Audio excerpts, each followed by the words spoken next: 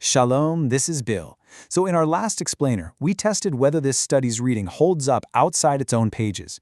Well, this time around, we're zeroing in on just one word, but it's a word people lean on harder than almost any other: honeycomb. Now, you might have heard the first form of this objection. Luke chapter 24, verse 42 paints a picture of the risen Yeshua eating fish and honeycomb with his disciples. The logic goes, if Yeshua ate it, how could it possibly not be clean? I completely understand why this passage carries so much weight. The image of the risen Messiah eating fish and honeycomb with his closest friends feels so settled. It's deeply familiar to us. But as I started digging into this more closely, something pretty unexpected came up. The honeycomb we've built all this confidence on? It might never have been there to begin with. If you grew up reading the King James Version, the verse goes exactly like this. And they gave him a piece of a broiled fish and of an honeycomb. For centuries, this is the received reading. We just accept it. But remember, translation absolutely depends on transmission. To know what Luke actually wrote down, we have to travel back to the original Greek manuscripts. And when we do that, the absolute oldest and most reliable witnesses tell a much simpler story. In the very earliest copies of Luke's Gospel we have, the honeycomb is just entirely absent. These early witnesses aren't just from one place either. They come from all over: Egypt, Sinai, possibly Caesarea. And they represent the absolute highest textual quality agreed upon by every major school of manuscript scholarship. In every single one of them, the disciples give Yeshua only fish. The phrase about the honeycomb doesn't even appear in the textual record until at least 200 years later. And when it does show up, it's only in a specific manuscript tradition that's already known for making expansive additions to Luke and Acts. Now, I want to be clear, this isn't some fringe observation. Literally, every major critical edition of the Greek New Testament either omits or brackets the phrase. The Nestle Aland 28th edition omits it. The United Bible Society's 5th edition omits it. Tyndale House Greek New Testament omits it. Bruce Metzger, in his highly respected textual commentary on the Greek New Testament, goes so far as to call the phrase an obvious interpolation. He points out that it's highly unlikely it would have accidentally dropped out of so many of the absolute best representatives of those earlier text types. He actually speculates that copyists might have added it later to support early liturgical practices that involved using honey during baptism or communion. You can actually see this reflected in our modern translations today. The ESV reads, "They gave him a piece of broiled fish." That's it. Same with the NIV, the NSAB, and the CSB. Even the New King James Version, which typically follows the same text family as the original King James, includes a footnote pointing out that earlier manuscript traditions omit the rest of the verse entirely. So you have to ask, if the phrase isn't original, how in the world did it get there? Well, medieval scribes weren't just inventing scripture out of malice. They were faithful copyists, but they were working within the assumptions of their own world. And in that European world, bee honey was the absolute dominant sweetener. Things like date syrup and fruit honey had largely faded from everyday experience. So for a European scribe, honey meant one thing: bees. That inherited assumption colored how earlier references to honey were read. And think about it, the resurrection meal was hugely significant theologically. A scribe might have reasoned, surely they gave him something sweet too, right? Honey would perfectly fit, and so the phrase got added.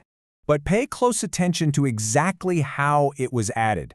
When the phrase finally appears in the manuscripts, it isn't vague at all. The Greek is kai apo Melissiou Kērion, and from a honeycomb of bees. The scribe didn't just write honey. He specifically wrote Melissiou, meaning of bees. He clearly wanted no ambiguity. But in his effort to add that clarity, he completely gave away the underlying assumption driving the addition. He was thinking, this absolutely must be bee honey. Now, let's play devil's advocate for a second. Even if we grant the strongest possible version of this objection, let's suppose that longer reading actually was original. It still doesn't settle the case the way people think it does. If Luke really wrote Melissiou Kērion, he was explicitly naming bees and explicitly naming the wax comb they produce. And here's the thing, honeycomb isn't just honey, it is beeswax. And beeswax isn't just some neutral, natural container. It's a literal bodily secretion produced by worker bees directly from specialized abdominal glands. They chew it, mix it with their own saliva, and shape it into that famous hexagonal comb.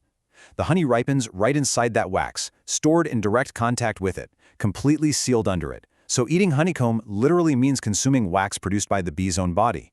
That's a bodily secretion from a creature Yahweh explicitly calls unclean. So even if we grant the disputed reading its absolute strongest form, it doesn't end the question. It actually sharpens it. And that brings us to the second, much larger form of the objection. And this one isn't just about Luke 24. Open up almost any English Bible and you are going to find the word honeycomb sitting right there on the page. Psalm 19, Proverbs, Song of Songs. And in English, honeycomb means exactly one thing. It's a wax structure built by bees, filled with bee honey, harvested straight from a hive. So the logic goes, if the Bible says honeycomb, the Bible must be talking about bee honey. Case closed. But holding on to that mental picture is doing an enormous amount of work before we've even looked at what the original text actually says. Here's the wild part. The English word honeycomb isn't just translating one original word, it is translating 4 entirely different words across 2 ancient languages quietly folded into one single English label. And get this, not a single one of the 3 Hebrew words means wax cell. Not one of them names an insect or a hive. One literally means shaken, one means flowing, and one is just the ordinary everyday word for forest. The 4th word, the only one that actually has anything to do with wax, is a Greek word that didn't even enter Luke's Gospel until centuries after Luke actually wrote it. Let's start with the first Hebrew word, Nōphet. It traces back to a Hebrew verb that means to shake, to wave, or to lift up. It's actually the exact same verb used for the priest's wave offering at the altar. But it has a much wider life across the Hebrew Bible. Basically, it describes any motion that quivers, sifts, or shakes something loose. You really have to picture the agricultural world this word was born in.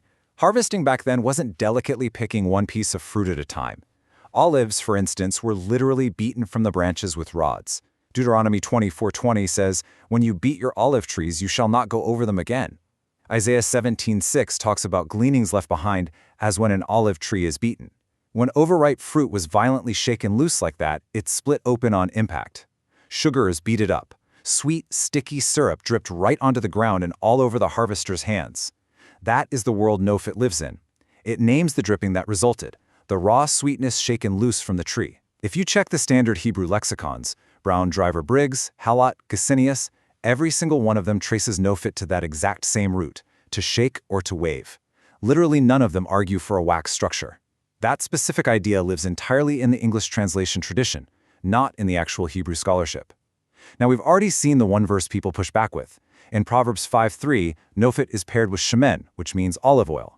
But that parallel is doing sensory work, not taxonomic work. It's just joining 2 smooth, dripping images side by side. And since shemen is itself the pressed product of a tree, it actually puts Nōphet right next to the land's cultivated botanical sweetness, completely separate from anything resembling a hive. Moving on to the second word, Tsuph. Its root meaning is to flow, to overflow, or to float. Think of Lamentations 3:54. Water closed over my head. I said, I am lost. That word for water closing over, that's Tsuph. It's the very same verb used to describe the Red Sea completely flooding over Pharaoh's army, or Elisha's heavy iron axe head miraculously floating on the water. Everywhere else this word shows up in Scripture, it is deeply liquid language. And there's something we really need to pause and look at in Psalm 19 itself. The exact phrase that our English Bibles usually render as the drippings of the honeycomb actually reads in the original Hebrew as Nōphet Tsuphim. Look at that. 2 motion words placed right side by side. Shaken loose, flowings. In ancient Hebrew poetry, pairing words like that is meant to heavily intensify a single, vivid picture. If you try to force a rigid hexagonal wax structure into that specific phrase, the whole metaphor just kind of cools off and breaks down. The rigid wax structure is exactly what isn't there. The smooth, shaken loose, flowing is what's on the page. Even the major translation scholars see this. The Standard Translator's Handbook on Proverbs, which is put together by Rayburn and Fry for working Bible translators all over the world, clearly states that the Hebrew phrase in Proverbs 16:24 is not the usual word for honeycomb. They say it specifically refers to honey that is overflowing. Even Albert Barnes, writing way back in the 19th century, made almost the exact same observation about Psalm 19:10. Now, he still assumed it was talking about a bee-produced comb, but even he couldn't miss what the Hebrew was doing. He wrote that the allusion is to honey that naturally flows from the comb. Even a traditional reader couldn't help but see that the accent completely falls on what is flowing, not on the container holding it. And going back even further, centuries earlier, when the Aramaic Targum translated this exact same word in Song of Songs 4:11, it reached for a phrase that reads, "Their lips drip flowing honey." So we have 3 completely different witnesses from 3 totally different eras, all recognizing one single pattern: flowing. Okay, this third word ought to just stop us right in our tracks. For centuries, English Bibles have quietly translated it as honeycomb, but its ordinary, everyday meaning is something else entirely. The word is ya'ar. It appears roughly 60 times across the Old Testament, and in nearly every single occurrence, it means just one thing: forest, woodland, thicket. Think of 1 Chronicles 16:33. The trees of the forest sing for joy. That's Ya'ar. With that in mind, let's open up 1 Samuel 14. Jonathan and the men of Israel are exhausted, moving through a heavily wooded region right in the middle of a battle. Just 2 verses before Jonathan dips his rod, the Hebrew tells us exactly where the sweetness was located. Verse 25 says, "And all the land came into the forest, and there was honey upon the face of the field." Think about that. The honey was literally on the ground, at foot level, coating the forest floor. That is the terrain Jonathan is trekking through when he reaches out his rod. Verse 27 says, "And he put forth the end of the rod that was in his hand and dipped it in the honeycomb." Now, almost every English Bible translates that final word as honeycomb, but the Hebrew word sitting right there is yar, the ordinary word for forest. Read plainly, the text is saying he dipped his rod right into the honeyed woodland. And the natural question is, why on earth would honey be sitting on the ground? Because that's exactly what a fruit-bearing woodland does. Overripe dates fall and split, figs rupture and weep heavy syrup right onto the leaf litter. Wounded date palms weep sweet sap all the way down their trunks. A fruit-bearing woodland in season is a woodland whose floor is completely sticky with natural sweetness. And notice how beautifully this ties back to our first word. Nōphet names sweetness shaken loose. The forest floor of 1 Samuel 14 is a Nōphet floor. It's simply the land doing what the land naturally does when it is fully loaded with its own harvest, shaking loose, dripping, flowing. You see this exact same word again in Song of Songs 5:1. "I have eaten my honeycomb with my honey." Same Hebrew word, ya'ar. Same pairing. The ordinary word for forest. Now the fourth word behind our English honeycomb isn't Hebrew at all. It's the Greek word Kērion, which comes from kairos, the ordinary Greek word for wax. Here, finally, we have a word where wax really is in the vocabulary. But even this doesn't close the case the way tradition assumes it does, because when we actually look at how ancient Greeks used the word Kērion, they used it to name a specific structural pattern, not an insect. It meant a waxy, cellular, pitted pattern. Now sure, bees were the most familiar producer of that pattern, so Kērion often did refer to bee combs, but it was absolutely never confined to them. For instance, Herodotus, writing in the 5th century BC, compares the pitted fruit of an Egyptian water lily to a wasp's honeycomb, Kērion spekon. Notice that? Not a bee's, a wasp's. And he wrote this 2 full centuries before the Greek translators of the Hebrew Bible ever used Kērion to render a Hebrew word. Or take the Roman physician Aulus Cornelius Celsus. He actually used the word Kērion to describe a boggy, oozing scalp lesion because its pitted surface looked just like a honeycomb. It's a pretty jarring medical image, but modern dermatology actually still calls that condition Kērion celsi. And in the 2nd century AD, Aulus Gellius lists honeycomb, or Kērion, as a highly recognized book title for a sweet gathering of choice writings. No hive, no bee, just the metaphor of a sweet structured collection. So how exactly did this one Greek word land on top of 3 completely different Hebrew words in our English Bibles?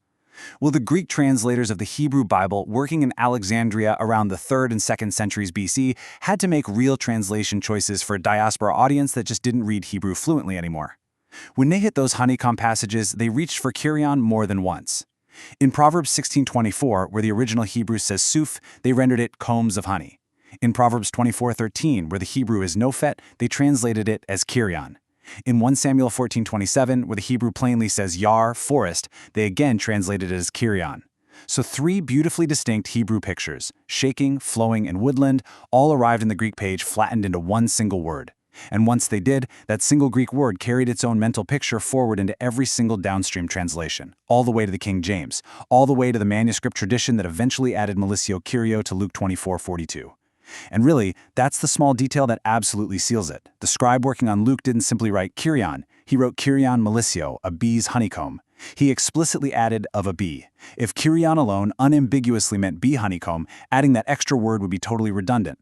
That extra word is a quiet admission that Kērion all by itself didn't automatically demand an insect.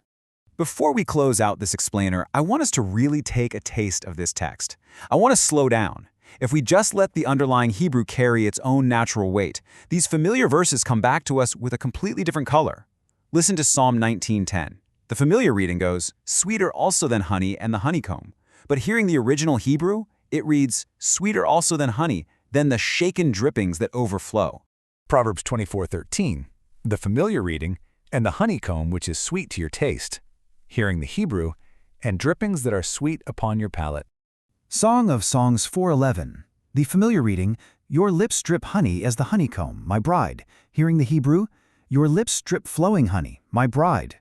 1 Samuel 14:27. The familiar reading, "He dipped it in the honeycomb." Hearing the Hebrew, "He dipped it in the honey of the woodland." And Song of Songs 5:1. The familiar reading, "I have eaten my honeycomb with my honey." Hearing the Hebrew, "I have eaten of my forest with my honey." When you read those side by side, the picture doesn't shrink. It opens up. We're looking at a land whose fruit is beaten from the tree, dripping intense sweetness right onto the ground. A vibrant woodland whose branches literally weep syrup where they split. A forest floor that's already sticky with fallen dates and burst figs long before anyone even reaches out a rod. That is the rich, overflowing world that David and Solomon and Jonathan were walking through when they reached for these words. So when someone tells you that the Bible itself says honeycomb, so it absolutely has to mean a bee, here is the plain answer. The Bible doesn't say honeycomb. Your English translation says honeycomb. What the Bible actually says, in the ancient languages where these passages live and breathe, is shaken, flowing, and from the forest. And that one verse in Luke that seems to put a bee honeycomb directly in Yeshua's own hands after the resurrection, it rests entirely on a phrase that highly likely wasn't even there to begin with, a phrase written using a Greek word whose core meaning never actually required a bee in the first place. And even then, it's a question sharpened by what beeswax literally is, an unclean bodily secretion rather than settled by it. When you read them together, these two questions don't weaken on their own, they reinforce each other entirely. It's a country the prophets called a land flowing with milk and honey, not because tiny bees live there, but because the land itself violently gave up its own incredible sweetness under the heavy sun and the changing season. It was only the translation that ever called it a bee. That's next.